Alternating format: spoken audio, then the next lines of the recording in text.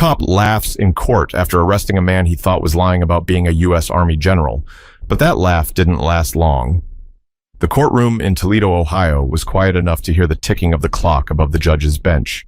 Every eye turned toward the man sitting at the defense table, a tall, broad-shouldered black man in a dark gray suit, hands clasped in front of him, calm as stone. His name was General Marcus Tillman. To anyone who didn't know better, he looked like any other middle-aged man fighting a petty charge. But the way he sat, straight, focused, respectful, gave him a quiet authority that most men never learned. Across the room, leaning back in his chair with a smirk, was Sergeant Derek Whitfield, the officer who arrested him. Derek wasn't hiding his attitude. He didn't care who saw it. He whispered something to another officer beside him, chuckled, and shook his head. "You telling me this guy's a U.S. Army general?" Derek scoffed under his breath, loud enough for a few people nearby to hear. "Man, please. He looks like he changes tires for a living." The courtroom burst with soft, awkward laughs. Even the clerk glanced up from her screen for a second. But Marcus didn't flinch. He kept his eyes forward, his breathing steady. Years of discipline taught him when silence spoke louder than anger. Then the judge entered, Judge Rachel Brenner, sharp as ever, with a voice that could cut through any room. "Let's bring this to order," she said, sitting down and scanning the files before her. Case number 4518. Defendant, Marcus Tillman, charged with obstruction and resisting arrest.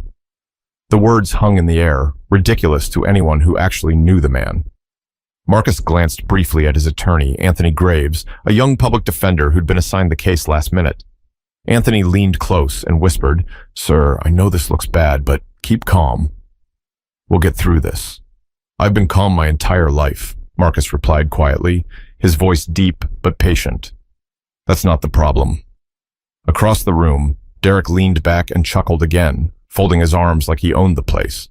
The arrogance was thick enough to feel it in the air. When the judge asked the officer to recount what happened, Derek wasted no time turning it into a story. "Your Honor, I stopped the defendant because he was acting suspiciously near a closed construction site. He got aggressive when I questioned him, refused to show ID, and started arguing about his rights." Anthony rolled his eyes. "Of course he did," he muttered under his breath. But Marcus didn't say a word. He just watched Derek talk, the same way he used to study enemy commanders through binoculars years ago, quiet, observant, waiting for the right move. The officer's confidence was almost cartoonish. "I had to detain him for my safety," Derek continued. "Man was reaching in his jacket, and I wasn't about to take chances. Turned out he had no reason to even be there." Marcus finally looked up. His gaze was sharp now, calm but cutting. "You didn't ask what I was doing," he said. "You assumed." Derek grinned. "Assumed? I knew something was off. I've been doing this job 15 years. I know trouble when I see it." A few people in the back shifted uncomfortably. The judge's eyebrows lifted just slightly. She'd seen plenty of cases like this. Anthony stood, straightened his tie, and said, "Your Honor, before we go any further, my client is a highly respected member of the United States military with over 3 decades of service. He wasn't loitering. He was inspecting a veterans housing project under federal contract." Derek laughed again. "Federal contract? For what? Cutting grass?" The laughter this time didn't spread far. The room went still. Marcus didn't move, but his silence carried more power than any insult. He turned slightly toward his lawyer and said softly, "He's not ready for what's coming." Anthony blinked, unsure what Marcus meant, but the tone made him believe it. The judge leaned forward. "General Tillman," she said, "you'll have your chance to speak. For now, we'll continue with testimony." Marcus nodded. "Yes, ma'am." But deep down, he knew this was bigger than a traffic stop or a courtroom argument. Something about Derek's smug grin told him this wasn't just ignorance. It was arrogance that needed to be corrected in the right way. He sat back, folded his hands again, and waited. There was no anger on his face, just patience, the kind that made everyone around him a little nervous. But before anyone in that courtroom would understand who Marcus Tillman really was, they had to hear how it all started. One quiet evening on a deserted street just outside Toledo. It was late evening in Perrysburg, Ohio, a few miles south of Toledo.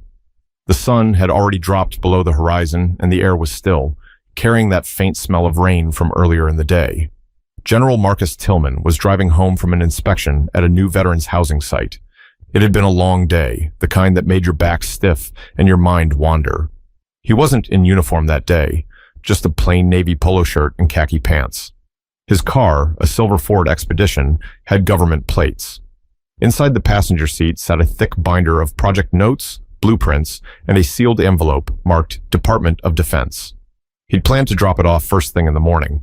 Up ahead, a police cruiser sat idling at a stop sign, lights off. As Marcus passed, he noticed the cruiser pull out behind him. He didn't think much of it, at least not at first.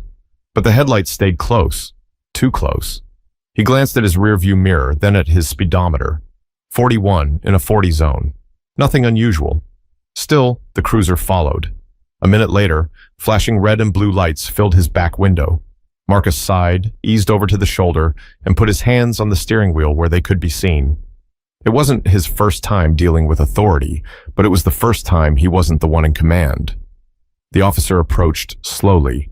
It was Sergeant Derek Whitfield, stocky, mid-40s, with a square jaw and the kind of stare that never came from caution, only ego. "Evening," Derek said, shining his flashlight through the window. "License and registration." Marcus reached carefully for his wallet. "Of course, officer." "May I ask what the issue is?" "You rolled through a stop sign back there," Derek replied flatly. Marcus blinked. "A stop sign?" "Yeah. You didn't make a complete stop. Been drinking tonight?" "No, sir," Marcus said evenly. "Just coming back from work." "Work, huh?" Derek leaned in slightly. "What kind of work?" "I'm with the U.S. Army," Marcus said, handing over his license. "General Marcus Tillman." Derek smirked. "General, huh? That's a new one. You military guys love throwing titles around." Marcus stayed quiet, watching him. "It's not a title, officer." "It's my job." Derek took the license and flashlighted it. "We'll see about that. Sit tight." He walked back to his cruiser. Marcus exhaled slowly. It wasn't anger that filled him. It was that familiar mix of exhaustion and disbelief. He'd spent decades serving his country, leading soldiers in combat zones, protecting men who looked exactly like Derek. Yet here he was, being treated like a suspect on the side of a road. After a few minutes, Derek returned, his tone sharper now. "Step out of the vehicle." "Is there a problem?" Marcus asked calmly. "I said step out." Marcus unbuckled and got out, his posture straight but non-threatening. Derek immediately positioned himself like he was ready for a confrontation. "I ran your plates," Derek said. "This car's registered to a federal agency. You want to tell me how you got it?" "I already did," Marcus replied. "It's a government-issued vehicle." Derek circled him slowly. "Government-issued? You think I'm stupid? People don't just drive around with plates like that." "I don't think you're stupid," Marcus said quietly, "but I think you're making assumptions." That one line hit Derek harder than Marcus expected. His jaw tightened. "Watch your tone," he snapped. "My tone?" Marcus asked, still composed. "I'm simply answering your questions." Derek stepped closer. "You think you're better than me, huh? With your fake badge and your big words?" "I never said that." "Hands on the hood," Derek ordered. Marcus hesitated for half a second, not out of defiance, just confusion. "For what reason?" "Suspicion," Derek barked. "Don't make me repeat myself." Marcus complied, resting his palms on the hood. The metal was still warm from the drive. He'd been through combat, hostage negotiations, bomb scares, but this moment, felt heavier than any of those, because this wasn't war. This was home. Derek began patting him down aggressively. "You carrying any weapons?" "I'm licensed to carry," Marcus replied, "but my firearm's locked in the glove box." "You're welcome to retrieve it yourself." "Oh, I will," Derek said, smirking again. "You military types love to test people. Let's see what you're really hiding." When he opened the passenger door, the first thing he saw was the binder and that sealed Department of Defense envelope. "What's this?" Derek asked. "Official documents," Marcus said. "Please handle them carefully." "Official documents might—" "Yeah, right." Derek scoffed. "You printing fake letters now?" Marcus's patience was thinning. "That's classified material, Sergeant." "You're not authorized to—" "Authorized?" Derek interrupted, laughing. "Man, you really think you're someone important, don't you?" Marcus didn't answer. He just looked down, almost disappointed. He'd seen arrogance before, but this wasn't confidence. It was ignorance wrapped in a badge. But Derek wasn't done yet. The real trouble was just beginning. Because when ego meets power, someone always gets hurt. Derek slammed the passenger door shut and stalked back toward Marcus, waving the sealed envelope like he'd just caught a criminal red-handed. "You want to tell me what this is?" he demanded. "I already did," Marcus said steadily. "It's a Department of Defense file. Classified housing reports." Derek's grin widened. "Classified? Man, you got jokes. You think saying big words is going to scare me?" "I'm not trying to scare you, officer," Marcus replied calmly. "I'm trying to make sure you don't break federal law by tampering with those documents." That was it. Derek's face turned red. "You don't tell me what the law is." "I don't need to," Marcus said quietly. "You swore to uphold it." For a second, Derek just stared at him, eyes hard, jaw set. Then he stepped closer until he was nearly nose to nose with Marcus. "Put your hands behind your back." Marcus blinked. "For what charge?" "Obstruction. Interfering with a police investigation." "What investigation?" Marcus asked, his voice still even. "This one," Derek said, pulling out his cuffs. The sound of metal clicking echoed down the empty road. Marcus didn't resist. He turned, let Derek cuff him, and kept his gaze straight ahead. Years of discipline taught him that sometimes restraint was the loudest protest. A passing car slowed down for a second, headlights washing over the two men. Marcus could feel the weight of that look, the way strangers assumed guilt before innocence. "Officer," Marcus said quietly, "I'd like to call my attorney." Derek laughed. "You can call whoever you want once we get to the station. Maybe they'll come pick you up from the drunk tank." "I haven't been drinking." "Yeah, and I'm the mayor of Toledo," Derek sneered. Marcus looked at him for a moment. "You should be careful how you treat people, Sergeant." "Why's that?" "You gonna file a complaint?" Derek mocked. "Go ahead. I'll have it buried before it leaves the front desk." Marcus shook his head slowly. "No, you're not the one I'd be calling." That line caught Derek off guard. "What's that supposed to mean?" "Nothing," Marcus said simply. "Let's go." Inside the cruiser, Marcus sat quietly in the back seat, hands cuffed, watching the rain begin to tap against the window. Derek was talking on his radio, bragging to dispatch that he'd picked up a suspicious subject with fake military credentials. Marcus closed his eyes. Not from fear, but from disbelief. After all these years serving his country, after countless nights overseas defending people he would never meet, this was the thanks he got. When they reached the precinct, the mood shifted. The desk officer looked up when Marcus was brought in. "What's the charge?" he asked. "Obstruction," Derek said proudly. "Guy was acting shady, claimed he's some big-shot army general." The desk officer glanced at Marcus.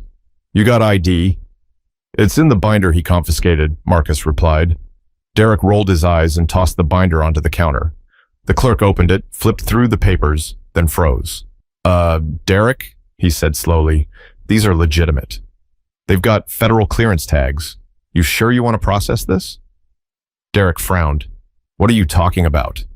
The clerk pointed at the letterhead. "This isn't fake, man. Look at the seals. You might want to make a call before you book him." Derek hesitated for a second but pushed it aside. "Nah, let's go ahead. I'm not falling for that fake document stuff. I've seen guys pull this before." Marcus looked at the clerk, then back at Derek. "You're making a mistake." Derek leaned close, smirking again. "We'll see about that, General." Marcus said nothing, but the quiet in his voice carried weight, a kind of power that didn't need volume. When they put him in the holding cell, the door clanged shut, echoing through the concrete room. He sat on the bench, his posture still perfect, his breathing steady. A younger officer walked by, glanced in, and whispered to another, "He doesn't look like a troublemaker." The other officer shrugged. "Whitfield's been on edge lately. Let him have his win." But that win wouldn't last long, because within 24 hours, the truth about who Marcus Tillman really was would reach people far above Derek Whitfield's pay grade, and it would all come crashing down. The fluorescent lights in the holding cell flickered every few seconds, humming faintly above Marcus's head. It was past midnight now, and the station had quieted down to the occasional phone ringing and the shuffle of papers. He sat upright, his back against the cold concrete wall, watching the reflection of the hallway through the bars. Derek Whitfield walked by every now and then, pretending not to look in, but his smirk always gave him away. To him, this wasn't about law. It was about pride. He wanted Marcus to look small. When the desk officer finally approached, holding a clipboard, he hesitated. "Sergeant Whitfield," he called out. "I just got a call from the captain. He's asking why we've got a guy in custody with Department of Defense clearance." Derek waved him off. "Man, that's fake. He's running a scam. Captain's just paranoid about bad press." The desk officer frowned. "I don't know, man." His credentials checked out on the federal system. Derek froze for a second. "What?" "I said I ran his info through the database," the officer continued.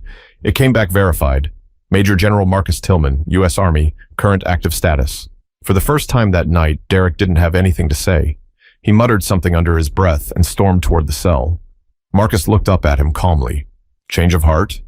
Derek stared at him, jaw tight. "Who the hell are you?" "I told you already," Marcus said. "You just didn't want to believe me." Derek stopped himself, his voice shaky now. "Why didn't you say something sooner?" "I did," Marcus replied, "more than once." The silence between them stretched.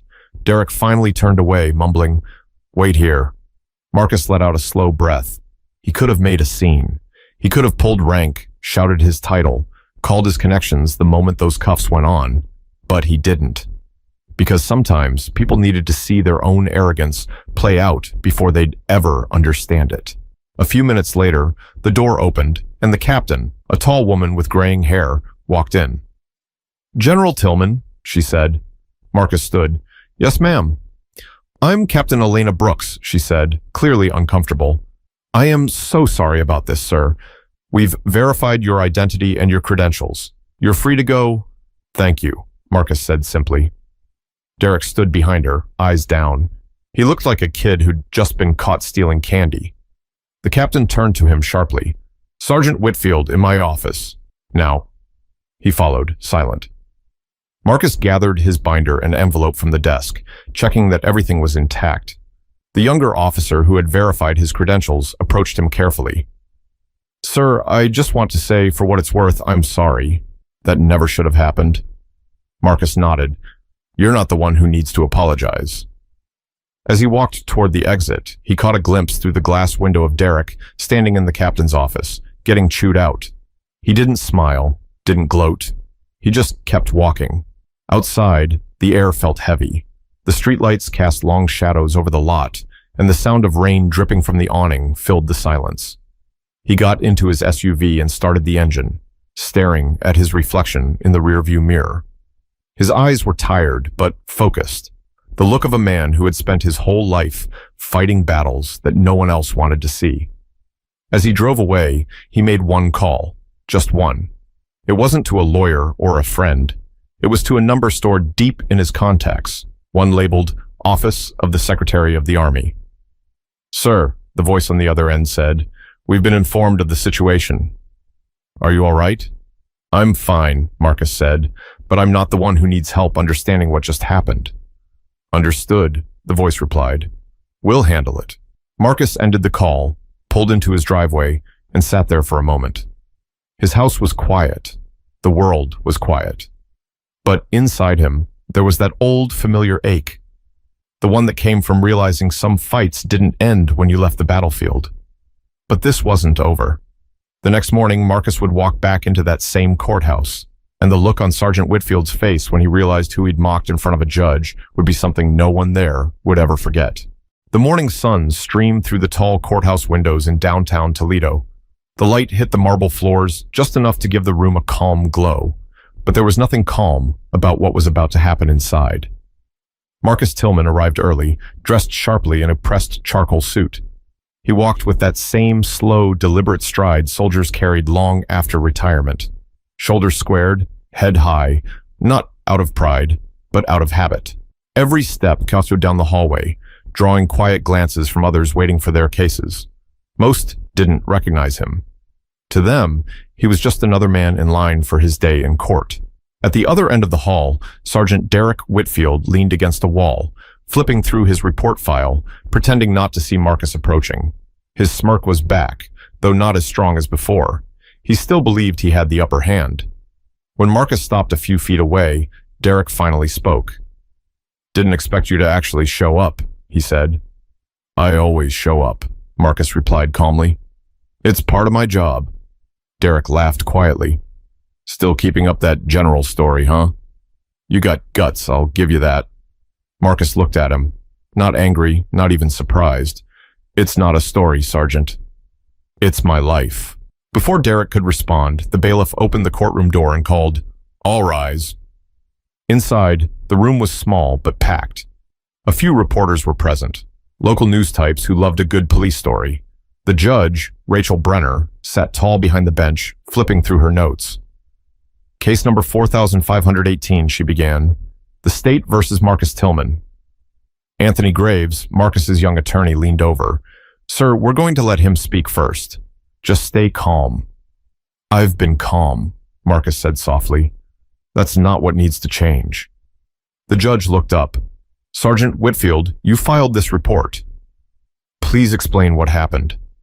Derek stood, cleared his throat, and walked to the center of the room. "Yes, Your Honor. On the evening of September 14th, I observed the defendant acting suspiciously near a closed construction site. He refused to comply with my commands, became verbally combative, and resisted arrest." Marcus kept his eyes steady. Anthony interjected, "Your Honor, we have video evidence that says otherwise." Derek turned quickly. "What video?" Anthony smiled faintly. "Your body cam, Sergeant." The judge raised an eyebrow. "Play it." The room went silent as the bailiff rolled in a laptop and connected the footage. On screen, Derek's voice blared through the speakers, loud, mocking, and full of attitude. "Yeah, sure, you're a general," the recording played. "Next you'll tell me you work for the Pentagon." Then Marcus's calm reply followed. "Sir, please handle those documents carefully." The room shifted. People exchanged quiet looks. Even the judge leaned forward slightly. When the clip ended, Derek's smirk was gone. His face flushed red. Anthony stood. "Your Honor, my client did not resist. He complied, remained respectful, and identified himself multiple times. Yet he was arrested, mocked, and detained overnight, despite his verified military credentials." Judge Brenner folded her hands. "Sergeant, were you aware of the defendant's identity before detaining him?" Derek stammered. No, Your Honor. I thought he was lying. And when his credentials were verified, I didn't believe it." "You didn't believe a verified federal record?" the judge pressed. "Or you didn't want to?" The courtroom stayed silent. Marcus finally spoke, his voice calm but firm. "Your Honor, I don't want to press charges. I just want acknowledgement." Derek turned, confused. "Acknowledgement? Of what?" "That this isn't about one night or one arrest," Marcus said. "It's about respect, the kind every man deserves, uniform or not." Judge Brenner watched him for a long moment, then nodded slowly. "General Tillman, do you wish to make a statement for the record?" "Yes, ma'am," Marcus said, standing. He turned toward the court, facing Derek. "Sergeant, I've served my country for over 30 years. I've commanded soldiers who looked nothing like me, and I've buried men who died protecting people they never met. I didn't spend my life fighting for freedom just to be treated like a criminal on my own soil." Derek shifted, eyes dropping to the floor. Marcus continued, his voice steady. "You could have asked a question instead of making an accusation. You could have listened instead of assuming, but you didn't. You laughed." He paused, letting the words hang. Derek swallowed hard. The silence was brutal. The judge spoke again. "General, is there anything else you'd like to say before I make my ruling?"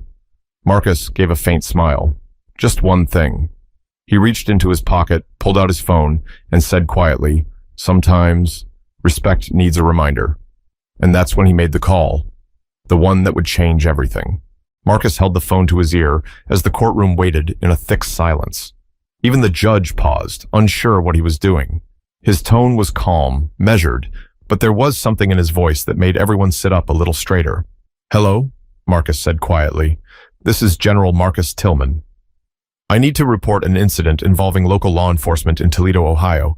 Yes, I'll hold." The courtroom was dead still except for the faint static of his speaker. Derek Whitfield shifted uneasily, whispering to the officer beside him, "He's bluffing. There's no way he's calling." Then the voice on the line came through, firm and unmistakably official. General Tillman, we've been expecting your call. The Secretary's office is aware of the situation. You're on speaker with the Inspector General of the Army and the Office of Public Affairs. Are you currently in court? Yes, Marcus replied evenly. The arresting officer and the presiding judge are present. Judge Brenner's eyes widened. General, is this an official communication? Yes, ma'am, Marcus said simply, and it's being logged. The entire courtroom froze. The bailiff straightened his posture. Derek went pale. The voice continued. We'll have a representative from the Department of Defense present within the hour. Please remain where you are. Yes, sir, Marcus said before hanging up. He slipped the phone back into his pocket and looked around the room. Not smug, not angry, just composed. Judge Brenner cleared her throat, her tone now careful. General Tillman, I think it's best we take a brief recess. Marcus nodded. That would be wise, Your Honor. As she struck the gavel, the courtroom broke into murmurs. The reporters who'd been half asleep earlier were now scrambling for their phones, whispering into recorders. Derek stood frozen, watching Marcus walk past him toward the hallway. Wait, he said, his voice shaking. Who was that? Marcus stopped, turned slightly, and looked him in the eye. The people who make sure men like me, and you, are held accountable. He walked out of the courtroom, leaving Derek standing there, sweat starting to bead on his forehead. Outside, in the hallway, Anthony Graves caught up with Marcus. Sir, did that really just happen? Marcus gave a faint smile. Son, when you spend enough time serving your country, you learn a few numbers that matter more than lawyers. They stood in silence for a moment. Then Anthony said quietly, You could have crushed him the moment you were arrested. Why wait until now? Marcus looked toward the courtroom doors, because he needed to show everyone who he really was first. Now, nobody can deny it. Back inside, Derek sat alone at the defense table. His partner leaned over. Man, what's going to happen? Derek didn't answer. He knew. The call wasn't a bluff.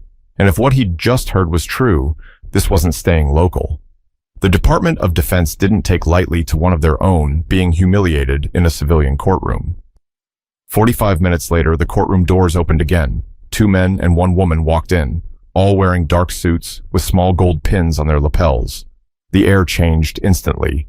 Even the judge stood. Representatives from the U.S. Army Office of Legal Affairs, one of them announced. We're here on behalf of General Tillman. The reporters' cameras clicked like a chorus of crickets. Derek's throat went dry. The lead representative handed a document to the judge. Your Honor, we are requesting the immediate dismissal of all charges against General Tillman and the opening of an internal review into Sergeant Derek Whitfield's conduct. The Department of Defense will also be issuing a formal statement to the press. Judge Brenner nodded, her expression tight but respectful. So ordered. She turned toward Derek. Sergeant, I suggest you get representation. He stared down at the floor, his earlier arrogance gone, replaced by something Marcus had seen 1,000 times before. Shame. As the representatives walked toward Marcus, one of them said quietly, General, we apologize on behalf of everyone who should have known better. Marcus extended his hand. Apology accepted. But this isn't about me. It's about what's right. The man nodded. We'll make sure that message is heard loud and clear. Marcus turned and looked once more toward Derek. Their eyes met for a brief second, not in anger, but in quiet understanding of how far pride can fall when truth shows up in the room. But even with the courtroom turning in his favor, Marcus wasn't done. There was still one thing left to say, not for revenge, but for redemption. The courthouse emptied out slowly that afternoon, but the weight of what had just happened still lingered in the air. Word had already spread. Reporters clustered outside, cameras rolling, voices overlapping as they shouted questions about the Toledo incident. Inside, the judge's chambers were quiet. Sergeant Derek Whitfield sat alone in a chair, his badge and service weapon laid neatly on the table in front of him. He wasn't handcuffed, not yet, but the humiliation was worse than any punishment he could have imagined. His world, built on control and authority, had crumbled in front of a crowd. The door opened, and Captain Elena Brooks walked in. She'd been called in from the precinct. She looked tired, disappointed. You know why I'm here, she said flatly. Derek nodded without looking up. Yeah. They're putting you on administrative leave, she continued, pending review. But between you and me, she paused. It's not looking good. Derek finally looked up, his voice cracking just a little. I messed up. Brooks sighed. No, you didn't just mess up, Whitfield. You embarrassed the department, the city, and yourself. That man could have destroyed your career with one phone call, and instead he just let the truth do the talking. He swallowed hard, eyes red. I thought he was lying. That's the problem, she said quietly. You thought. You didn't ask. You didn't listen. For a moment, neither spoke. The room felt heavier than before. Meanwhile, out in the courthouse hallway, Marcus stood with Anthony Graves and the DOD representatives. Reporters tried to push through the crowd, shouting, General Tillman! General Tillman! Do you have a statement? He turned toward them, his expression calm but serious.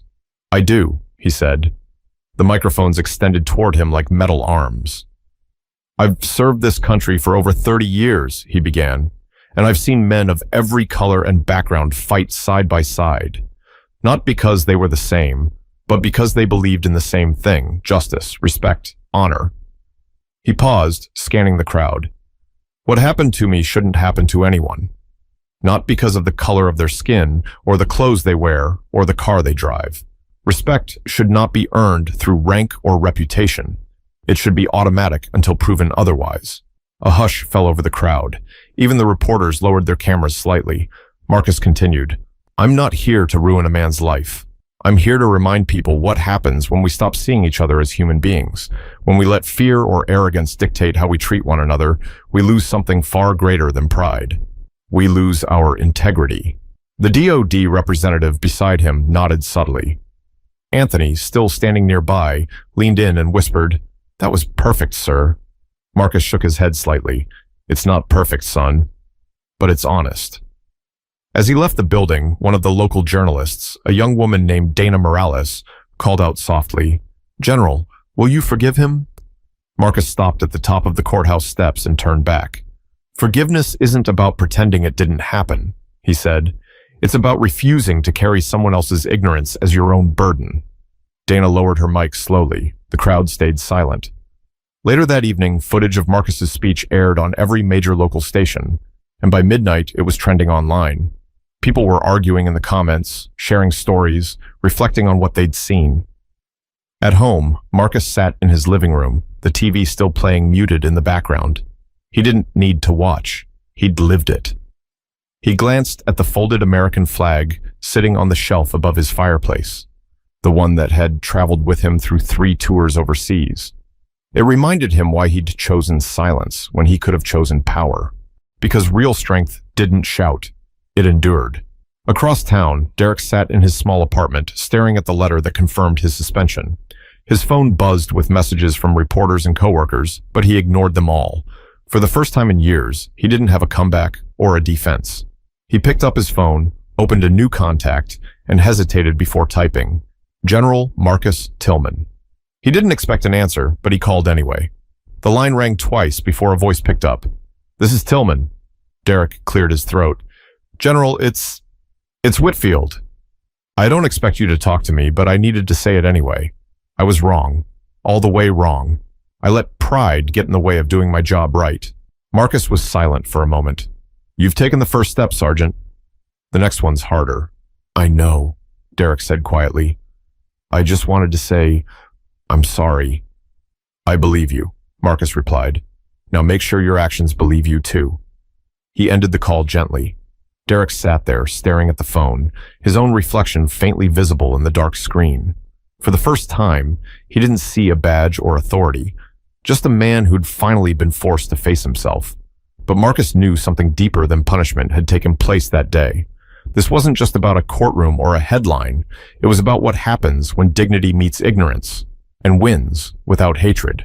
The following week passed quietly. No press conferences, no new statements. Just the hum of daily life moving on, while somewhere beneath it all, lessons settled in the minds of those who had seen the story unfold. General Marcus Tillman went back to his routine, early mornings, black coffee, and checking in with the Veterans Housing Project he'd been overseeing. The men on site treated him with a kind of reverence now, not because of the headlines, but because they'd heard what he'd done and how he'd handled it. One of the younger workers, Devin, approached him during lunch. Sir, I saw the video, he said shyly. That cop, Man, I don't know how you stayed that calm. Marcus smiled faintly. You don't win every battle by swinging back, son. Sometimes you win by standing still and letting the truth speak for you. Devon nodded slowly, letting the words sink in. As the day went on, Marcus found himself thinking about Derek Whitfield, about the call, about the sound of genuine remorse in the man's voice. He wasn't naive. He knew one apology didn't erase years of arrogance or prejudice, but he also knew change had to start somewhere. That evening, Marcus sat on his porch, the sun low and orange over the Ohio sky. He held a letter in his hand, one that had arrived earlier that day. The return address read, Toledo Police Department. He opened it. Inside was a short, handwritten note. General Tillman, I've been ordered to attend retraining, but this isn't about orders. I wanted you to know that I'm going. Not because I have to, but because I need to.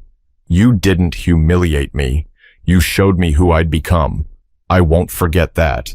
Derek Whitfield. Marcus folded the letter neatly and set it on the table beside him. For the first time in a long while, he allowed himself to smile fully. He whispered to himself, that's a start. The next morning, Marcus was invited to speak at a local community center. Veterans, police officers, and students filled the seats. He stood at the podium in his uniform, not because he wanted to show rank, but because he wanted to remind people what discipline looked like. I'm not here to talk about one bad cop or one bad day, Marcus began. I'm here to talk about what happens when people stop listening to each other. He glanced around the room, faces of every color and age looking back at him. Respect isn't a reward, he said. It's a responsibility. It's what you give to people before you judge them, not after. He paused. You want to change the world? Start with how you treat the person standing in front of you. That's where justice begins. Not in a courtroom, not in a headline, but in a conversation. The room was still. No one moved. Afterward, a young police cadet approached him and said, Sir, I think I needed to hear that. Marcus smiled. We all do, son. Even me. As he left the community center, the same reporter from the courthouse, Dana Morales, stopped him again. General, after everything that's happened, do you feel justice was served? Marcus thought about it. Justice? He said quietly. Maybe. But justice without understanding doesn't last. Understanding, that's what changes people. Dana lowered her mic. And forgiveness? He looked at her for a long moment, then said, Forgiveness isn't weakness. It's what separates discipline from revenge. Later that night, Marcus sat once again in his living room. The letter from Derek was still on the table. The folded flag caught the glow of the lamp beside it. He leaned back in his chair, the faint creak of wood filling the silence. In his mind, he replayed everything. The stop, the cuffs, the laughter, the phone call, the look on Derek's face when the truth hit. But what he remembered most wasn't anger. It was the moment Derek called to apologize, because that, in its own small way, was victory. He stood, turned off the lamp, and said softly to himself, Some wars aren't fought overseas. Some are fought right here, in how we choose to treat each other. The house went dark. The night air was cool, still carrying the faint sounds of the city, quiet, steady, alive. And that's the thing about respect. It costs nothing to give, but it changes everything when you do.